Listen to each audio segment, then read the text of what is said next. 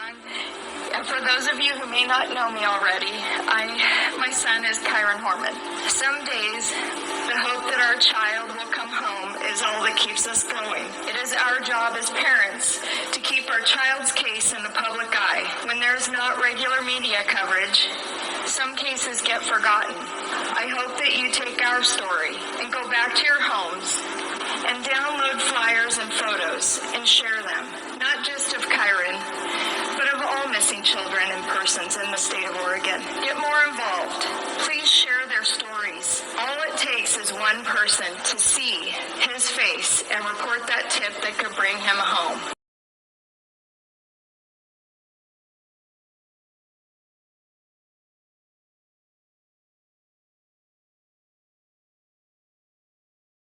A 7-year-old boy vanished from Skyline Elementary School, never to be seen again. We all know his name, we all know his face, Kyron Horman. The search has been scaled back, of course, at this point, but it is still going on. It has been 9 years of not knowing where he went or what happened to him.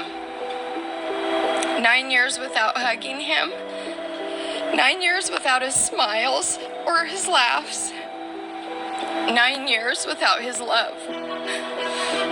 My heart is broken.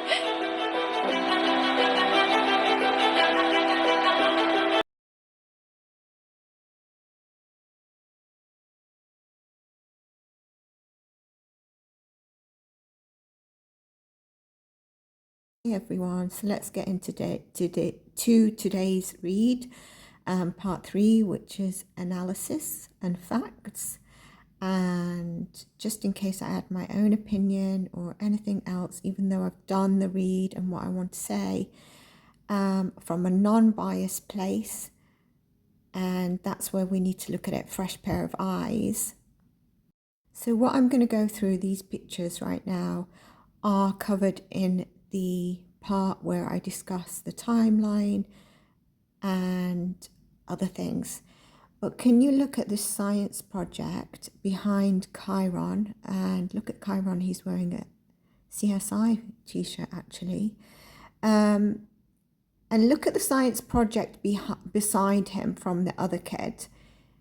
I mentioned in the other read what I believe the help was, basically that Terri helps with homework, etc.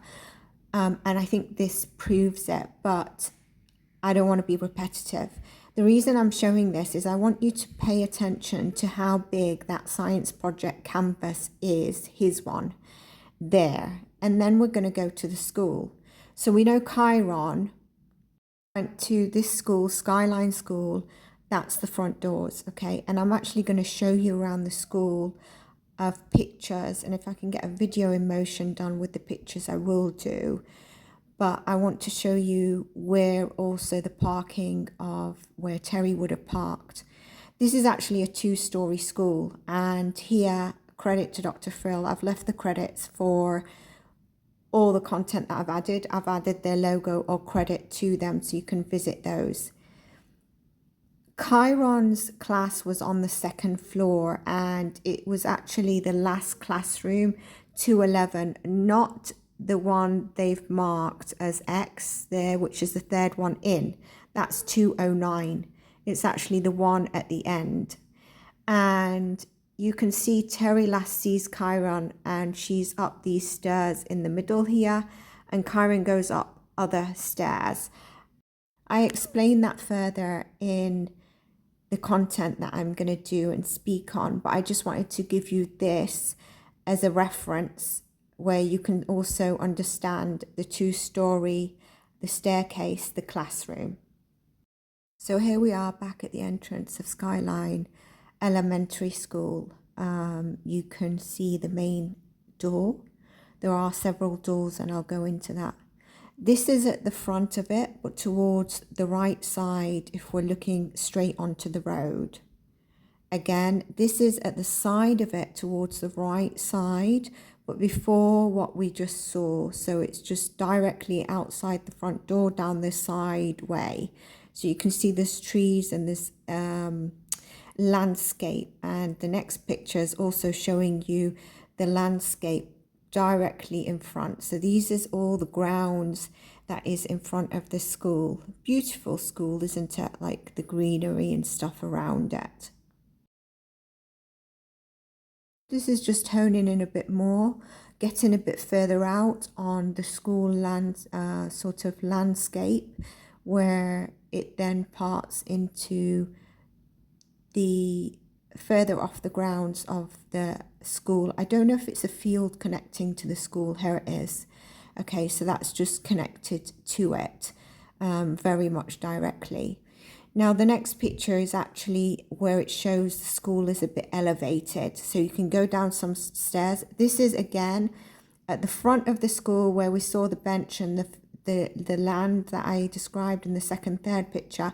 This is to the side. As we kept walking down, we can go down some staircases, and it leads forward. If we walk forward here and we can turn left as you look at it, it'll lead to the front area.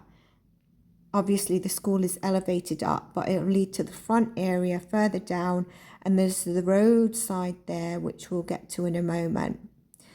This is looking back at the school. So from the point I just mentioned, we look back, we can see the benches, we can see the school building, and you can also see the field, which I presume it's connected to the school. I know my primary school had something like this.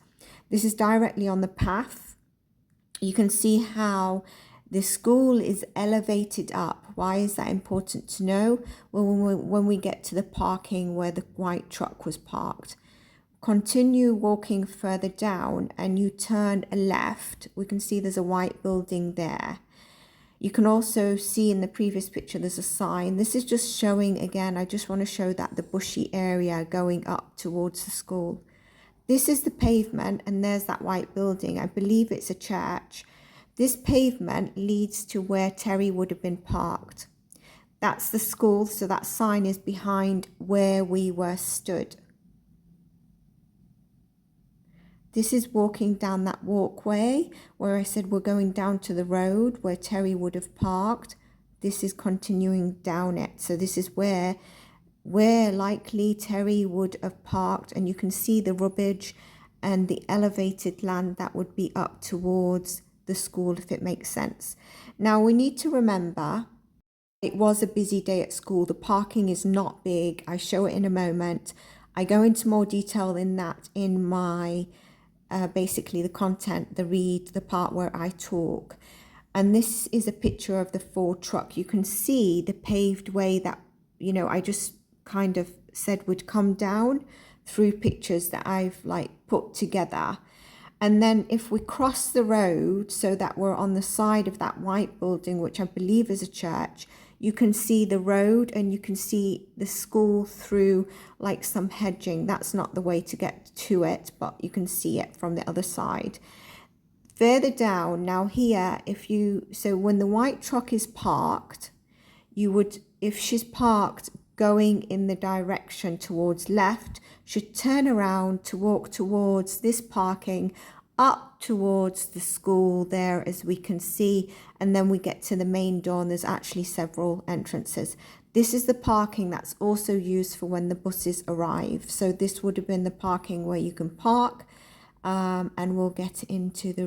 And now that you have that idea, I felt it was important. It takes a lot of work and time from my side. So if you enjoy this and you want the next parts, please do like, subscribe, but also vote. Otherwise, I'll skip the next factual parts. Taken a lot of work, research from my time, and I'm happy to do it. But obviously, it's if you want the creation, because I can put the word out for Kyron in other ways. But I think this is really, really helpful. But it's down to if you enjoy it. So let's get on to the next thing now. He's the kind of son that every father hopes they're going to have. He likes to get dirty. He's definitely a typical 7-year-old that gets dirty all the time.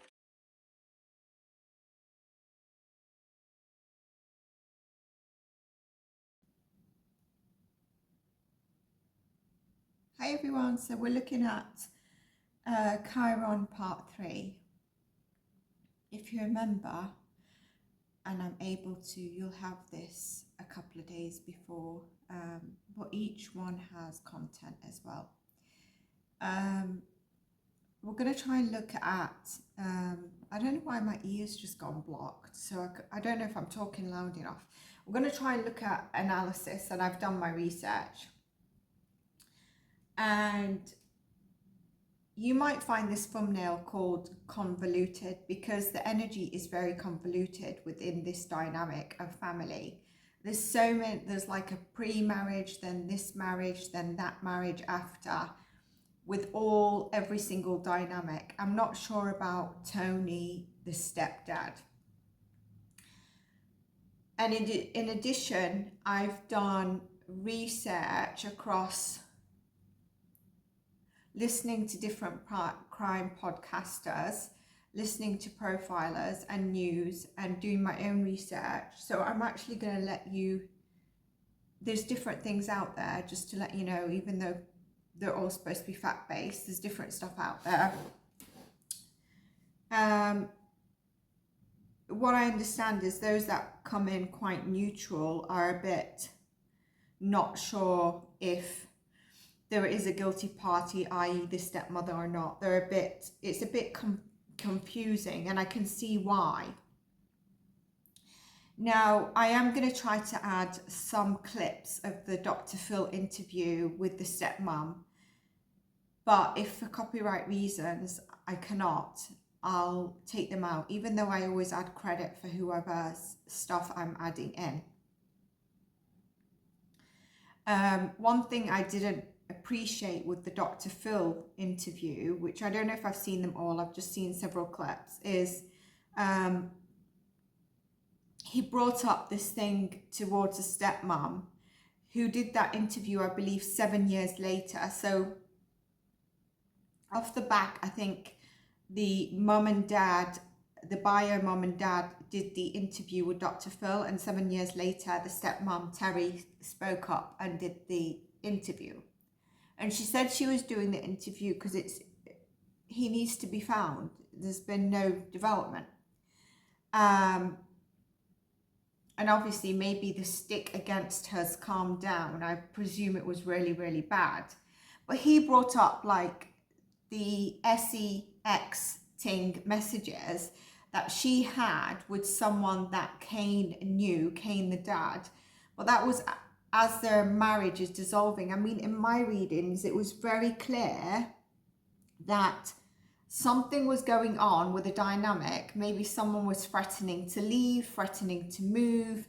And I think this is also the motive, because I struggled with the motive, but it seems like everything coming into my reading is starting to prove. So one of the clips of Dr. Phil, she actually says, and I hope I can find it, I just saw it yesterday. She says, what did she say? I was thinking to move back to my parents or something like that. And he was like, was it not happy? Was you divorcing? She said, I wasn't happy. And we get that in my reading.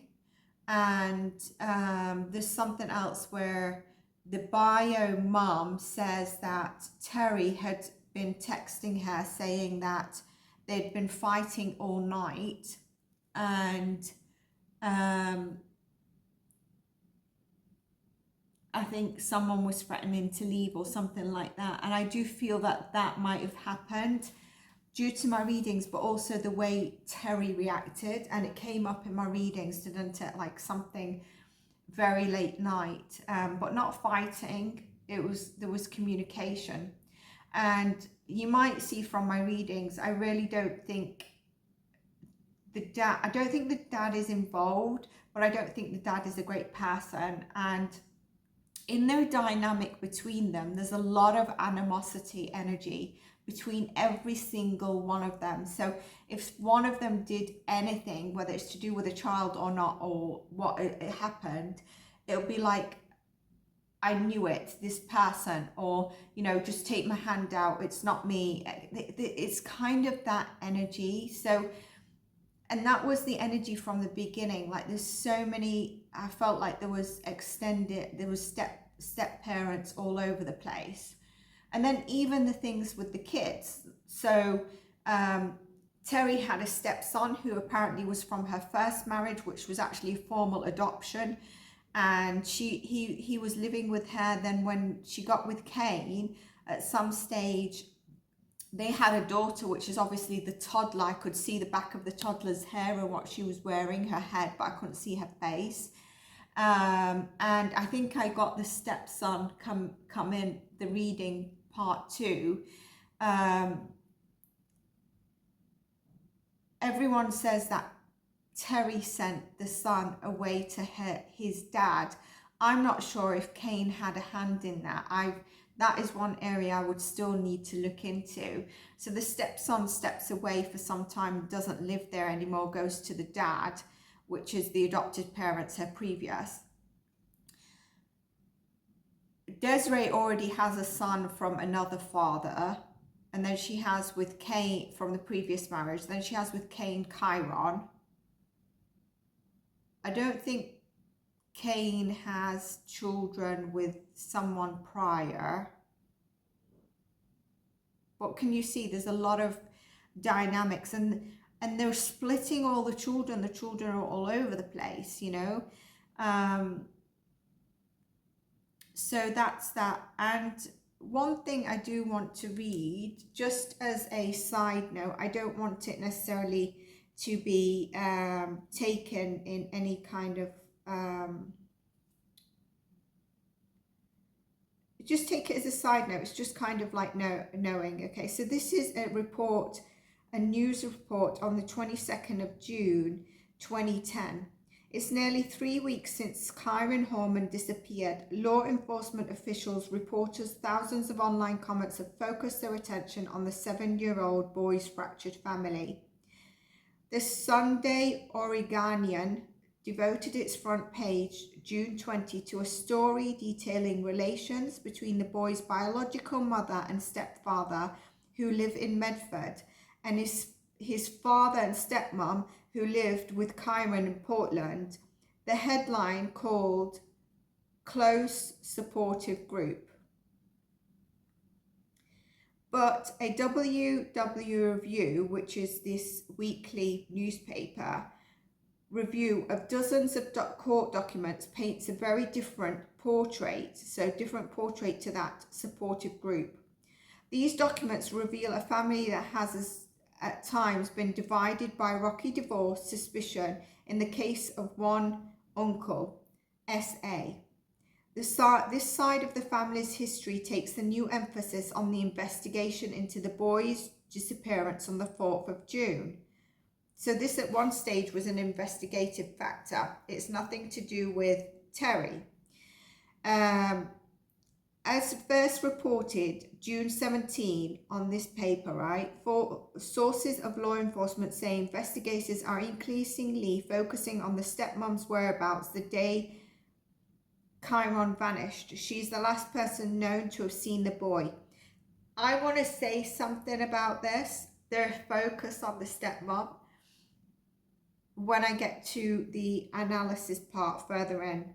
When he disappeared, Kyron was living with his father, Kane Horman, and stepmom Terri Moulton Horman at their 292,000 home off secluded northwest sheltered Nook Road. Kane Horman is an Intel engineer who made $90,000 back in 2002, according to court records. Now, this should be accurate, but again, we have to be careful, right? So I'm just saying. And the other thing I wanted to say on this, let me just remind myself. Yeah, I think I mentioned in reading 1 or 2 probably, I was getting someone might be an engineer. So Intel engineers, that like communications. Terri Moulton Horman is a former bodybuilder and ex-teacher who last worked at Hillsborough School District as per the records. The Oregonian reports she gave birth to Kane Horman's daughter, Kiera, in December 2008. This is another thing. The girl in some true crime podcasts, some reports, some people, they call her Kiera, some are called Kayla. Horman had been married once before to Kyron's biologic mother, who now goes by the name Desiree Young. Washington County Circuit records show Young was pregnant with Kyron, which is Desiree, the mother, the only couple's child, when she filed for divorce from Kane in 2002 August. She cited irreconcilable differences. I will get into that reason in my analysis. What hasn't been made public is the fact that a month after filing for divorce, Young sought a restraining order against Horman, Kyron's dad. This was a question I was going to pull cards on because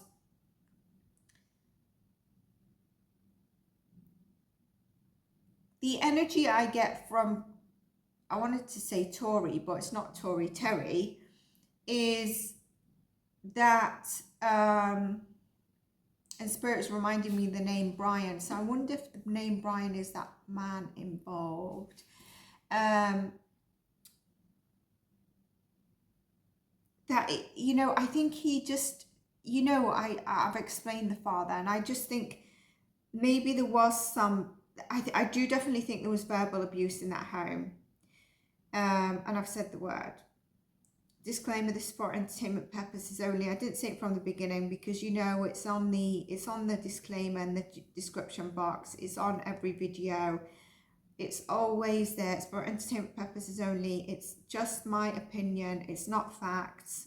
Use your own discernment, fact finding. At the time, she had a 7-year-old, but obviously this is, I'm bringing you other, you know, there's not a reading at this moment in time, but I'm doing like this in case we want to pull cards. In court documents, Young said she feared Horman would remove our children from their residence. Now, this is coming close to what I'm getting in my readings in terms of Kyron and Terri. It's unclear whether the couple were living together at the time. Washington County Circuit Judge Donald, his name, Letourneau, maybe he's French, granted Young's request forbidding either her or Horman from taking children without others' consent. According to the Washington County Circuit records, is Portland, Oregon in Washington? What is this? Or is it because that's where Desiree was living? According to Washington County Circuit records, Terri Moulton Horman has been married twice before and has a 16-year-old son, James Moulton, from her first marriage. She married her second husband, Richard Ecker, in 1996. He adopted James in 1998, court records show. 3 years later, they filed for divorce, and at the time, the couple agreed James would stay with Terri and visit Ecker 3 times a week, so his bio dad. His bio dad said, "I love him very much and he calls me dad and always has." Although it has not been made public, court records reveal that in 2008, a year after she married Horman, Terri wrote to the court saying Ecker had ceased all contact with the family for 3 years. Washington County ordered him to start paying $493 a month, and the issue has since faded from public record. Very interesting. The same year, Horman's brother, Christian Horman, was arrested for child temptation. Snohomish County Superior Court records say Christian Horman, 32, was living with his girlfriend, her mother, and a 1-year-old son in Bothell Wash. On October 24, 2008, the daughter of Christian Horman's ex-wife stayed at his house while his girlfriend was out of town. The records show that Christian invited the girl, who was 15, to sleep in his bed. There was some massaging going on and rubbing of her private parts. The girl left the bed and called her mother.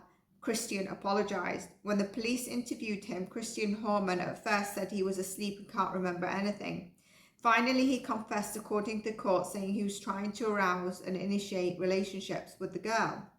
Police asked Christian Horman what he was thinking about the girl what he was thinking after the girl was pulled away. He then revealed there was a history of abuse, said the word A, in the Horman family.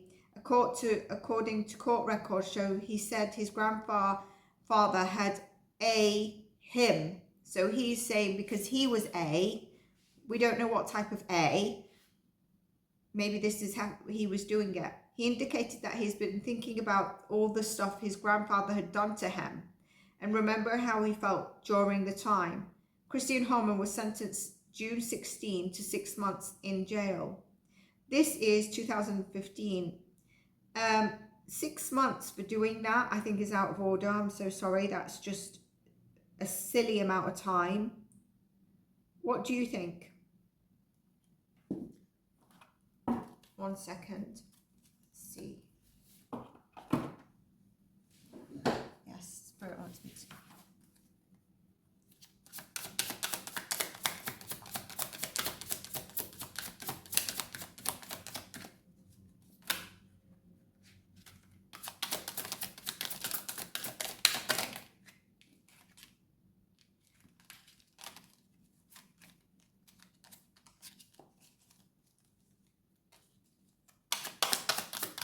I should have actually just showed you those cards. The answer is no, but I'm going to tell you now what I was asking.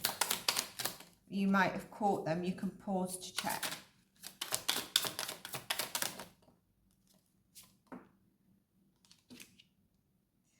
I get there wasn't domestic A towards Desiree, but there was there's been domestic A towards Terri. Okay. I was asking for this card and I think I got 3 cards, and despite the 3 cards, I didn't get anything.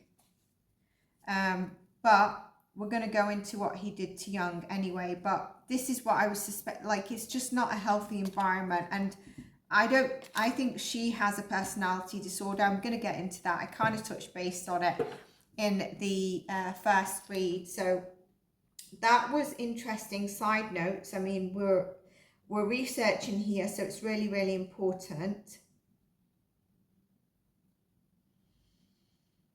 You know, Kyron would have been really good at like analytical, science, creative, quite shy. And I think he could have had there is that higher self about him, because the way I see him when he's looking at his body.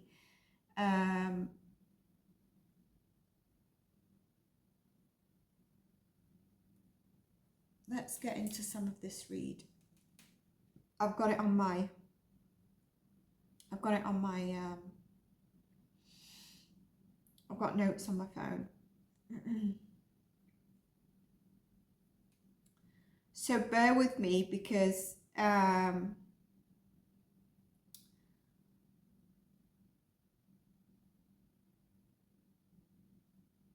what do you call it? There's contradictory in a certain way around this, okay? So there might be repetitiveness while we discuss it.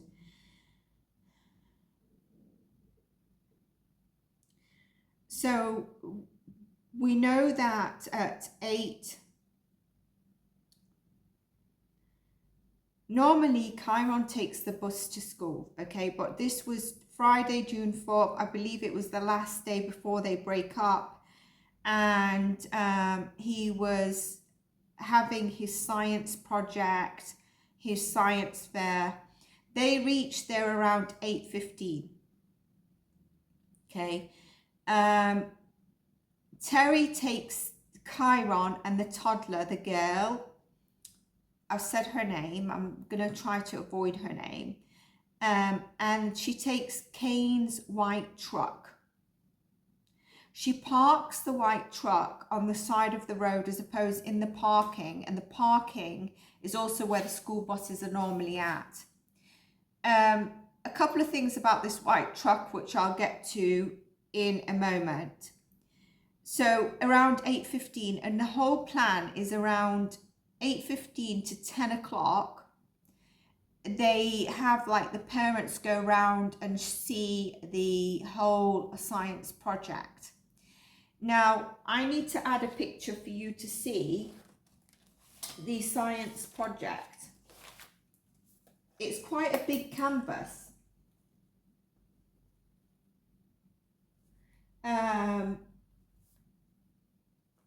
So to take it in a white truck would make sense, right? But there's a question here, because some people, and the research says she took the truck, she took, you know, she says she took the truck because of the canvas. But in fact, when I listened to some of her interview on Dr. Phil, she took the canvas the day before, on Thursday, the 3rd of June, which means needs the truck. So why she took the white truck, is it questionable? I mean, it can be, if we're looking at possibly, I mean, you can do whatever you want in a car anyway. Why she parked it down by the road as opposed to in the parking where the buses are. If you think about a white truck, it could be, listen, I'm not saying this party is innocent. I am taking analysis and for us to try and think from a neutral perspective. We know my readings. If there's any element that, yes, 100% this shows guilt, or actually it is questionable, there is reasonable doubt here. And I think there's reasonable doubt because you know, if you drive a car and you take a pickup truck, there is reasonable doubt that you want to park either in a spot that's really, really wide or a spot where you can just pull out as opposed to reverse, turn, and there's a tiny parking. That's my opinion.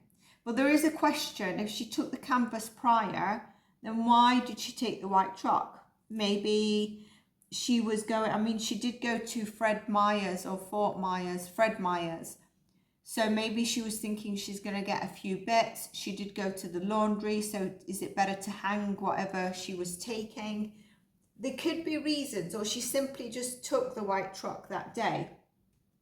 I think there's more that the father is not saying, to be honest with you. Not that he was involved, but triggers, okay?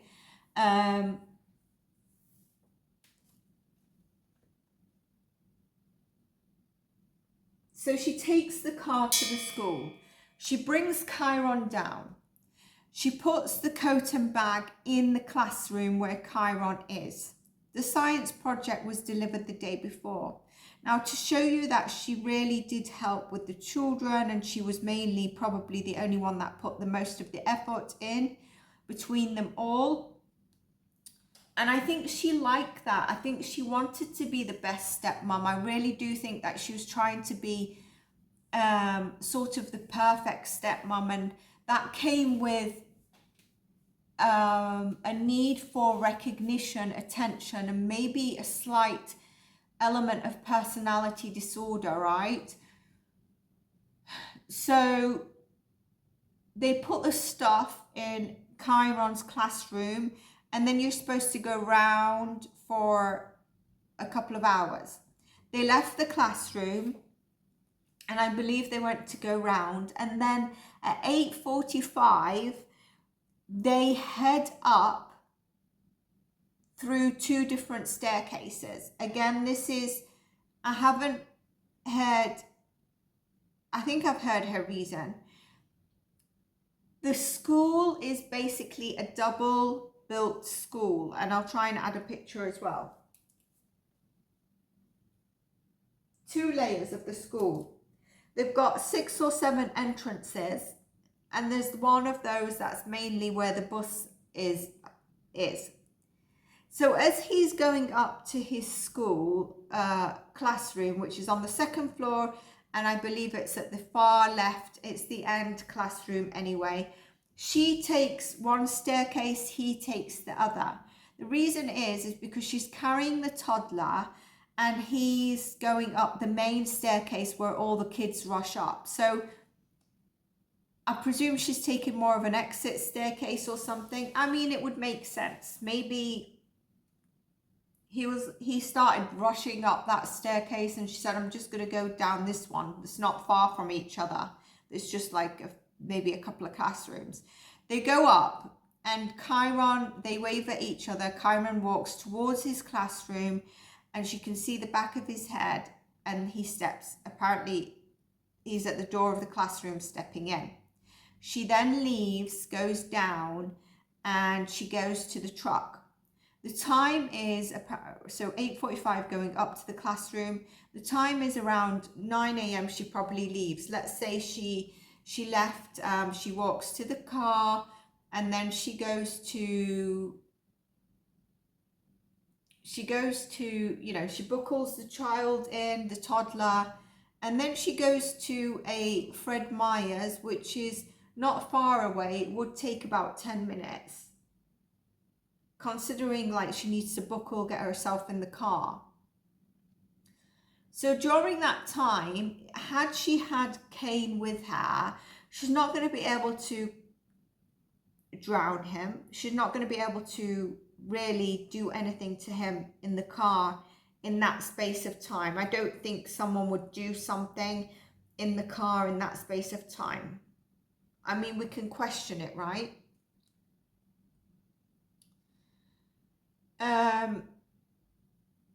Now, just before this, I just want to say that picture you see with the school, the science project one that I've added in the second reading as well, is actually the last photo of Kyron. Desiree and Kane, so Kyron's birth mum and Kane, met in 2000, and she was 8 months pregnant with Kyron when she filed from divorce.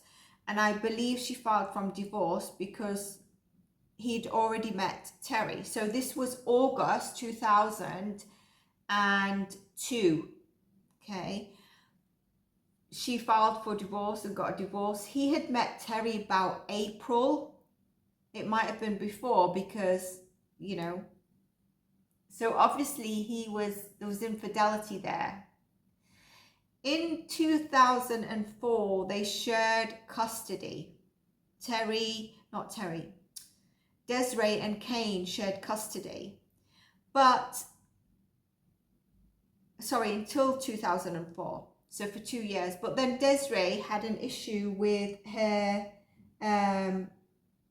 kidneys and she needed to go to Canada for treatment. So that's when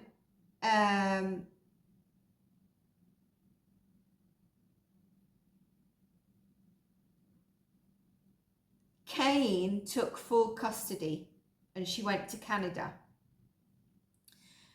And then we know in April 2002, before he even got divorced to Desiree, he met Terri.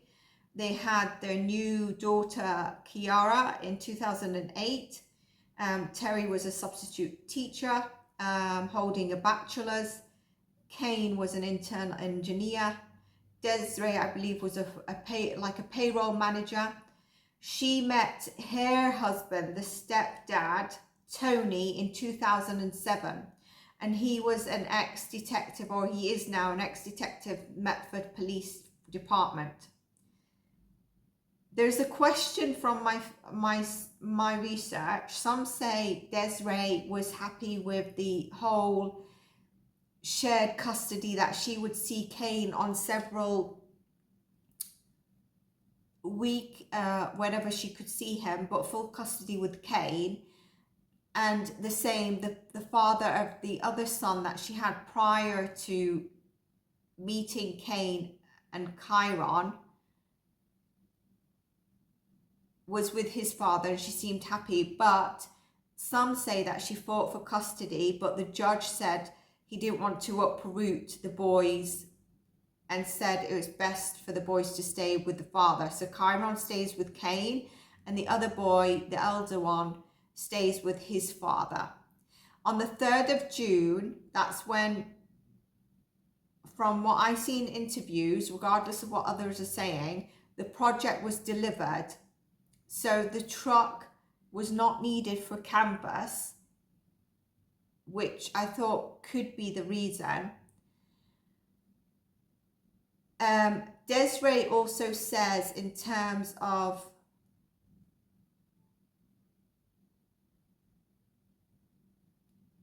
Desiree also says to Dr. Phil that she thinks that what's happened to Kyron, Terri did it because she wants to get back at Kane, because Kane was probably cheating. She also says, or she thought he would be cheating. Desiree also said that they'd been fighting about marital problems and she was thinking to move back to Roseberry or Roseburg, which kind of makes sense when we look at my readings, because I kept saying someone's talking about moving. And also the motive. I don't believe Terri ever aid Kyron, so no kind of A was happening. I believe she was, I mentioned in my readings, I believe she was doing the best for the kids. Now, I also want to highlight something. She was in Kyron's life from early age. You know, people are saying she says that she knows Kyron from day 2. Well, that's a lie, because it would have been 2 years later. But actually, it could be true, because Terri and Kane met in April 2002, and Kyron were in September. So if Desiree and Kane had shared custody,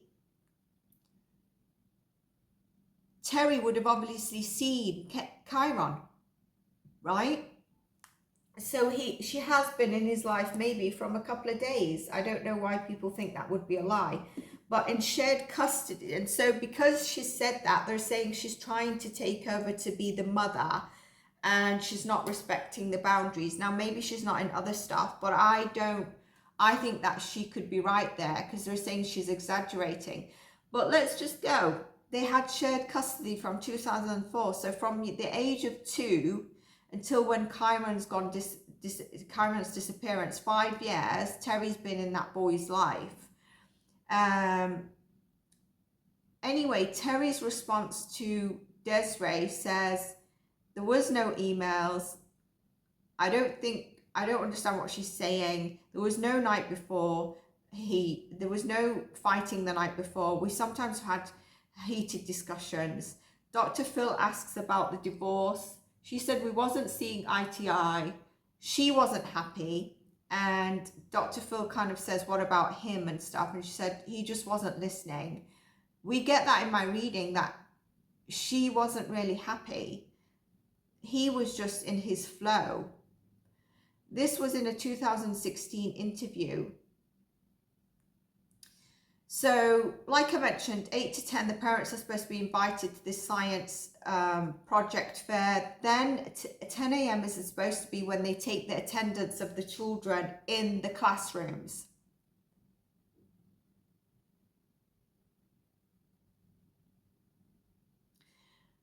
There's something when she's on Dr. Phil, she says his classroom is the end one on the corner, and Dr. Phil is like 209. And she's like, yeah, the one at the corner. She's so adamant it's the one on the corner. But people are saying, and I think this is true crime podcasters that are following, right? So when you've got a parent who's angry, right, they're going to tell something from their side of the story, whether it indicates anything or not. So there's a book out that's called, the book is by Rebecca something. Hang on a sec, let's get it. I noted it.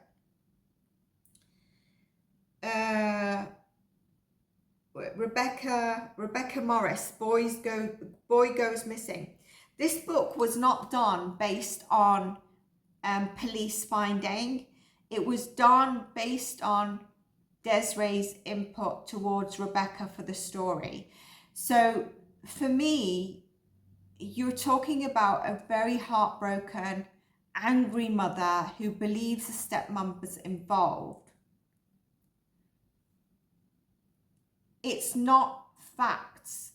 All of it cannot be facts. So as a true crime podcaster, when you take this, you can't just sway with what the book says, because you've got to be neutral.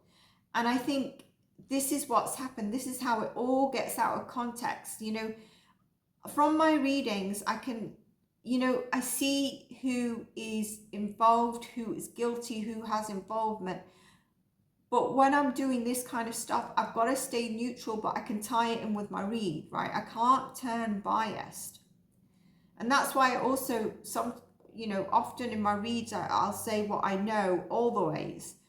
And sometimes I don't know nothing. And sometimes I know a little bit more, but I always share. And it's because it helps me remain non-biased as well.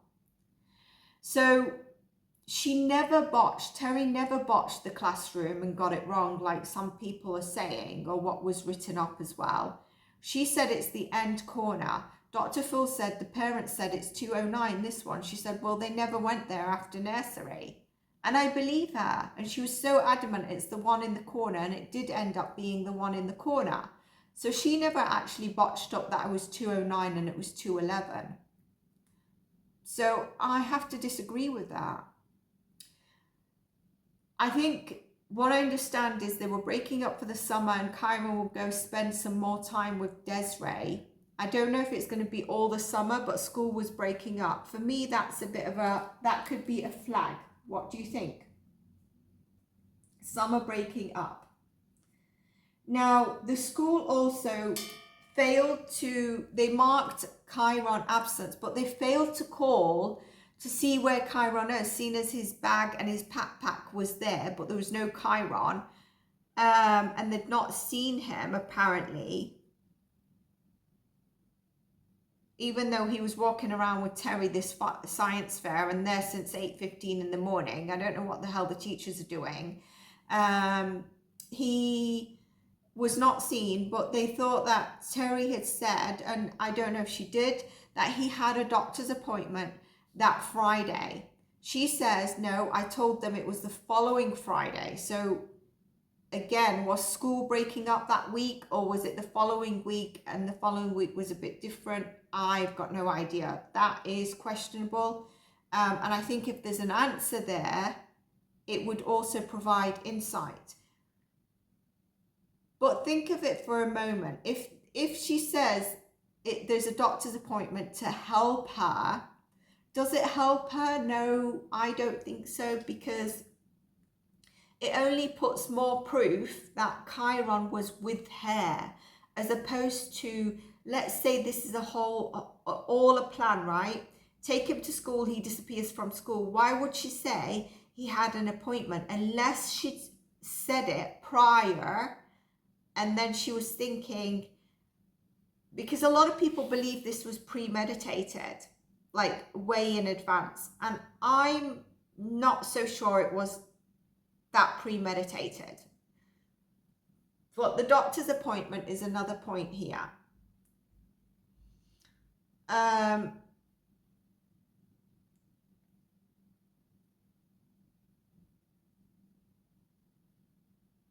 I can't see that she'd helped him with that science project, doing the science project.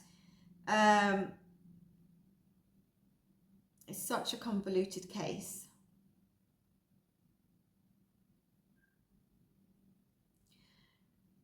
Tony, who's the stepdad, apparently Kyron and the stepdad get on very well, so there's no issues there.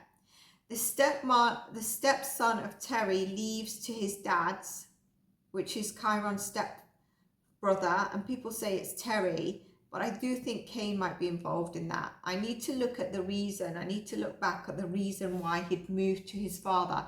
It wasn't that he'd asked to leave. There's either her or him or both. This is where then also there's the whole thing, did actually Desiree fight for custody or not is a question. And she's quite intelligent, Terri, like she knows what she's doing, she gets things organized. And in the first read, I got the whole thing of her once she put her head to something, she'll do it, and she'll want to be the best. She'll want to be that recognition, and there's something around her identity that she struggles with. A lot of SEX energy as well. And I don't know if I mentioned it, the part where Dr. Phil brings up the SEX thing with a friend. I did, didn't I? I felt like that was just uncalled for. It was very humiliating. You know, I think she must have wanted to just cringe. I wanted to cringe. I couldn't watch it totally. You know, it was like, you sent him a picture of, it was probably her right or one of her breasts, and she said that's just one of them. And it was clear that she was doing it in rebellion to Kane. And she actually said something like that. And Dr. Phil said, well, I'm talking to you. Kane's been on the show. But how does this tie into Kyron? I don't understand. Like, what are you... This is the point with these things. They filter off to just show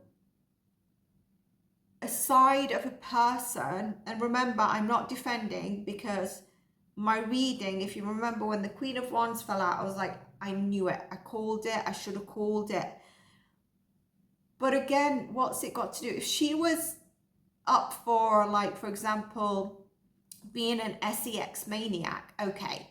But what's this got to do with Kyron and trying to shame her, embarrass her, and just be a perv in terms of her SEXing another man? And I've mentioned it from my very first read that I think maybe Kane and her relationship started off with a very strong SEX passion kind of thing. I was getting the colour red in one of the readings, and it might be an item of clothing she was wearing, but apparently she just also has a red car, and I think it's a Mustang, which is why they were saying, why didn't she take it there?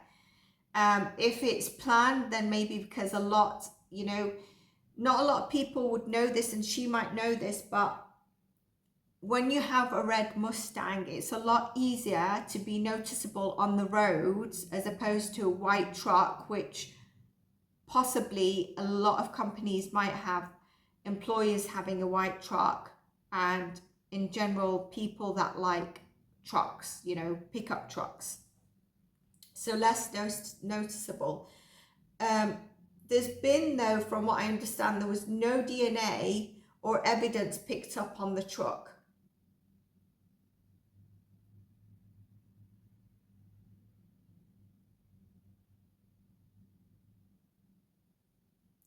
There's a classmate that says they saw Kyron.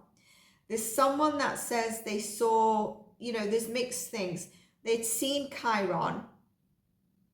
A classmate had said they'd seen Kyron. Someone else has said that they'd seen Terri leave with Kyron.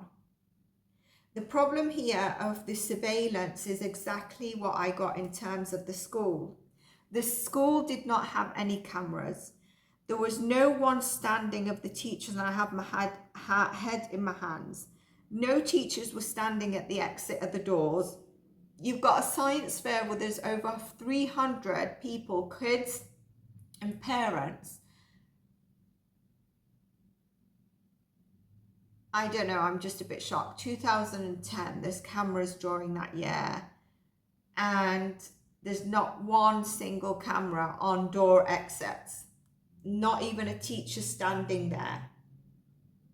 That's an F up. Because if there was, this case would be solved. What are you thinking? Add your thoughts in the comments.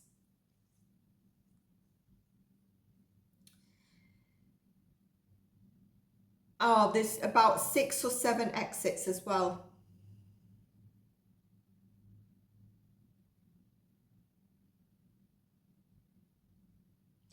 Even if the kid has a doctor's appointment and you see a coat and a backpack, would you not call? Would you not be like, he's come in this morning at some stage, and what, he's gone before attendance is being marked? Would that even make sense? Like, he comes in, apparently no one sees him around the school teachers, but you know, the classmates have seen him there. Some people say they see him leaving with Terri. No one else has seen that, right? No one noticed if he's there. That's just weird.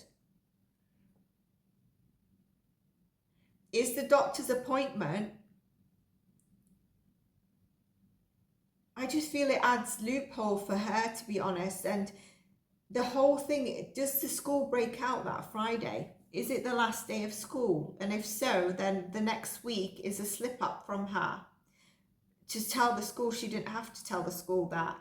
Maybe he had an appointment well in advance of this and she told them like a month before. She says it wasn't that week though. She says in person it wasn't that week. But I think it works against her as opposed to with her. The only thing that it could do is buy her time. But again, that time means that Kyron's with her. So maybe it's something that was in advance. I mean, given the whereabouts that we're going to go through with her, there's enough whereabouts without needing to say a doctor's appointment, which puts you with Kyron. But then she says the doctor's appointment was the following week, which would make more sense to me if you're planning something, not to have the doctor's appointment or the school know about the doctor's appointment. But again, I've just given you a load of examples there.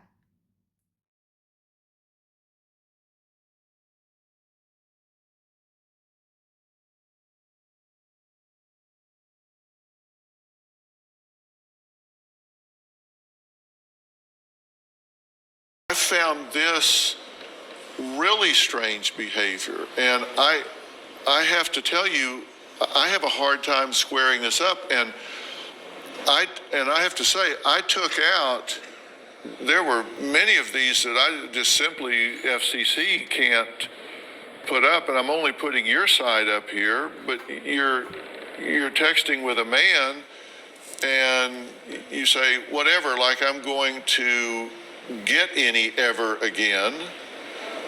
Tell Jason Statham I'm available for whatever.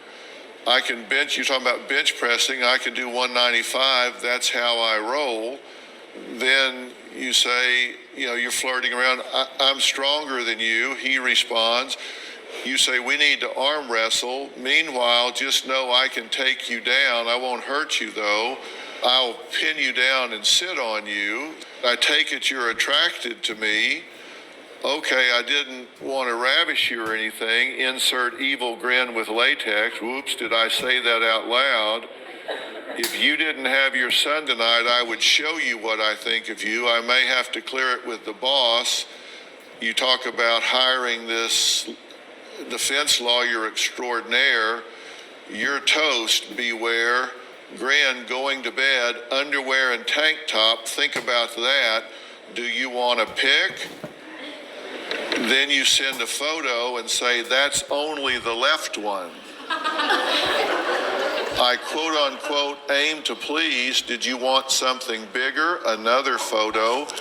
I mean, it gets much more graphic. So this, we're talking not 3 weeks that your son has been missing. And not 2 weeks into it, this is what Kane's doing with somebody else. Well, I'm talking about you as a mother. Exactly. Kane's not here. He's No. been here. You're here. I'm asking you, you're a mother with a missing child. This was in retaliation for something that he was doing that I found out about while this was happening. And this particular person was actually his friend and sent to the house. So this was a setup. New tonight, we are hearing from Kyron Horman's mom, Desiree Young, just hours after the missing boy's stepmom went on national TV to defend herself in an extended 2-part interview. It comes as investigators confirm a search for evidence along Highway 30 last weekend near St. Helens was in fact related to Kyron's case. Authorities have not said any more about the search, but told us today the investigation into Kyron's disappearance is active and ongoing. KGW's Catherine Cook joins us now with more on what Desiree had to say tonight. Catherine? Joe, she said Terri Horman on national TV doesn't bring Kyron any closer to being found. However, to the trained eye and ear, one expert said it did make for an interesting case study in truth and lies. Relied on one person that day to take care of him, to keep him safe. One person. And that one person failed. Desiree Young has grieved the loss of her son Kyron for 6 years. She said she believes Terri Horman, Kyron's stepmom, is responsible for his disappearance. Horman has never been named a suspect. Glad you're here. You say, okay. Some cop tells you don't go and talk about finding your son, and you say, okay. I don't understand that. It would seem to me if your son is missing, absolute transparency would be your number one tool in finding that child. Transparency and getting out there and putting the word out there, transparency and saying, I don't want any drama, I don't want any mystery. I was following orders. I'm doing what I'm told to do because I want him found. They're saying do it a certain way. And I did everything I was ever asked to do. I spoke openly for hours on end with investigators, open book, told them every horrible little dirty secret I ever had in my life, anything that was going to help to find him, anything. I didn't care. But I could see how if somebody's not on the inside of what's going on, how they could see it a different way. But I did everything I was supposed to. Just nothing out of the ordinary. Got to school about 8:15, I believe.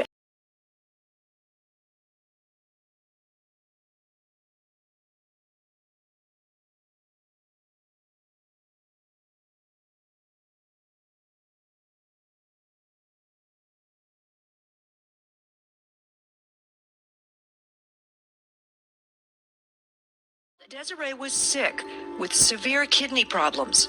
I had gotten to the point where I was in the hospital usually 3 or 4 times throughout the year. Your kidneys were failing? Yeah, I was so sick that I was passing out at times. Kyron would, hurt himself if I happened to have passed out. Desiree says she went to Canada for treatment and gave Kane temporary custody of Kyron. But when she got back, still recovering and drowning in medical bills, they decided together that Kyron would be best off staying with his dad. So let's just recap because we covered a lot of stuff. The 3rd of June, the science project is taken to the school. We don't know if it was in the white truck or not the white truck. The 4th of June, which is a Friday, Terri with Kiara and Kyron head to Skyline School in the white truck. Terri parks where I showed you the pictures, on the side, on the outskirts. Just below the school. Obviously it would have been busy, maybe the parking was full. We've talked about the white truck, we've talked about elements. Do you see any solid red flags there? It's down to you to say. We've talked about the parents, the step parents, what they do for a living, where they live, the dynamics, the step kids. We've also talked a little bit about Kane's brother and some background noise that was happening there. We've also talked about the sex ting.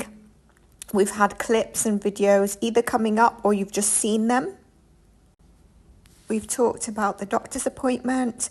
We've talked about several stuff that could be a red flag, and it's down for you to say it is a red flag, it's not a red flag.